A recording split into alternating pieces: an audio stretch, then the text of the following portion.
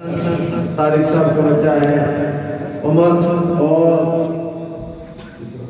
عبدالغیوب صاحب کا بچہ ہے عبدالغنی، یہ تینوں آپ کے سامنے قرآن کی آخری صورت تلاوت کرتے ہیں اور پھر علماء کرام کے ہاتھوں سے ان کی دستربندی ہوگی۔ اس کے بعد وضو کے لیے ٹائم دیا جائے گا، وضو کر کے انشاءاللہ واجبات نماز ادا کریں گے۔ نماز کے بعد جانا کسی نے نہیں ہے، آپ کے لیے کھانے کا انتظام کیا ہے، روحانی غذا انشاءاللہ توحید آپ کو ملی ہے، رسالت کا پیغام آپ کو ملا ہے۔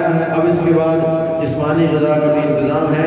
تمام ساتھی اطمینان سے تشریف رکھیں۔ نماز کے بعد سب ساتھیوں کو اوپر جانا ہے، آرام سے مسجد کے تقدس کا خیال رکھنا ہے، وہاں انشاءاللہ کھانے کا انتظام ہے۔ اب یہ آپ کے سامنے تلاوت کروں گا۔